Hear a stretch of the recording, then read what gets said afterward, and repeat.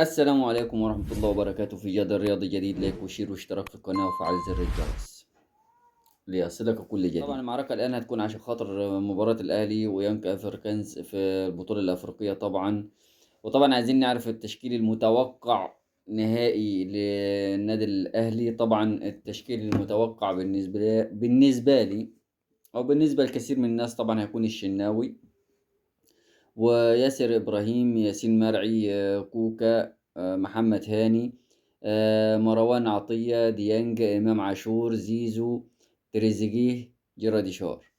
طبعا أنا لو هتقول لي إن أنا أنزل مين مكان مين، هقول لك أحمد عيد اللي نزل، اللي جه جديد طبعا من الصفقة الجديدة. طبعا ممكن ننزلها مكان كوكا. كوكا ممكن يكون عنده حتة دفاعية لكن عنده حتة غشومية. فالتشكيلة طبعا احنا لو عايزين برضو في لعيبة لازم الخطة بتاعت يستروب تكون واضحة شوية.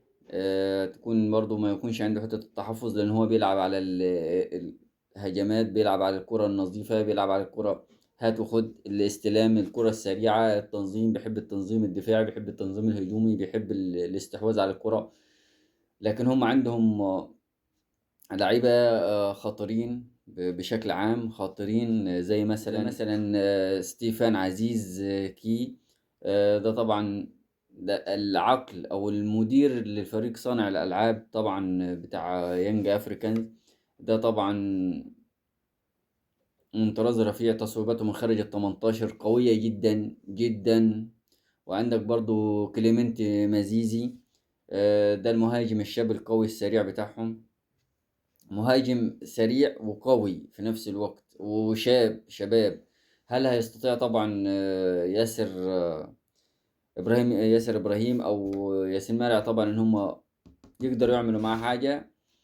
آه الله اعلم. بس ان شاء الله ده تقدر تقول عليه البعبع بتاع اليانج افريكا، البعبع نفسه بتاعهم، البعبع.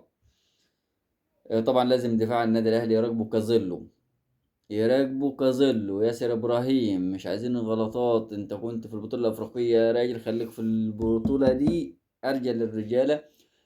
عندك ياسين مرعي لازم يكون مصحصح، لازم يكون فايق، لازم مش عايزين اي هفوات. الجماعه دول فعلا عندهم سرعات، عندهم يعني عندهم. وطبعا هقول لك نقاط الضعف بتاعتهم اللي نقدر نلعب عليها. عندك برضو واحد، عندك اللاعب اللي اسمه باكوم زوزو، ده لاعب وسط محرك، ده محرك الفريق ده المحرك بتاع الفريق. دول لو اتمسكوا، اللي هو ستيفان عزيز وكليمنتي مزيزي، وعندك باكوم زورا او باكوم زوزو، ده لو اتمسكوا او لو اتعمل عليهم مان تو مان كويس، او الاقرب في اللعيبه من النادي الاهلي انها تروح له، هيبقى طبعا اوضح واحسن. وهيكون ان احنا لو مسكت العقل المدبر ليهم، اللي هو طبعا بقوم، لو ده العقل المدبر يعتبر اللي موجود فيهم ده، يعني بسم الله ما شاء الله، يعني بينقل الكورة من الدفاع للهجوم في ثانية واحدة. بينقل الكورة من الدفاع للهجوم في ثانية واحدة، في ثانية واحدة حرفيا بينقل الكورة من الدفاع للهجوم في ثانية واحدة. بصراحة لعيب خطير. يعني هم عندهم 3 4 لعيبة تقول. طبعا انت لو جيت لنقاط الضعف بتاعتهم، نقاط الضعف بتاعتهم حاجة تانية. عندك انت عندهم في نقاط الضعف المساحات خلف الظهيرين طبعا، او خلف الأظهرة. فريق يانج افريكان بيحب يهاجم بكثافة، بيحب يهاجم بكثافة، عامل يعني تقدر تقول عليها شبيه لسان داونز. يعني شبيه لصن داونز، بيحب يهاجم بكثافة، بيحب يروح. الدفاع عندهم ضعيف حرفيا ضعيف، يمكن ما فيهمش غير واحد بس. لكن عندهم الدفاع بتاعهم شوارع. ورا الباكات بتاعتهم، لو الأهلي لعب صح ورا الباكات شوارع. التعامل مع العرضيات ضعيف جدا. تعاملهم مع العرضيات ضعيف جدا. حارسهم برضو التعامل مع العرضيات والتصويبات ضعيف. احنا نقدر نلعب على النقطة دي، نلعب ان احنا الظاهرية، نلعب ورا الأظهرة، نلعب على أخطاء الدفاع، نلعب على أخطاء الحارس، نلعب عرضيات. عندك طبعا انت لو كان موجود طبعا زيزو، عندك كان تريزيجيه، امام عاشور، نقدر نستغل الحتة الهجومية. هم عندهم الهجوم وعندهم الدفاع، يعني عندهم هجومهم وخط الوسط بتاعهم فيه زوزو ده بينقل من الهجوم، من الدفاع للهجوم في ثانية، فبطريقة سهلة. بيعرفوا يتحركوا، هم سراع، احنا عندنا سرعات، بس طبعا عندنا احنا في الدفاع بلح، بلح حرفيا بلح. طبعا الدفاع عندنا احنا فيه مشاكل زي ما عندهم هم فيه مشاكل، بس احنا يمكن نقدر نستغل المشاكل اللي عندهم.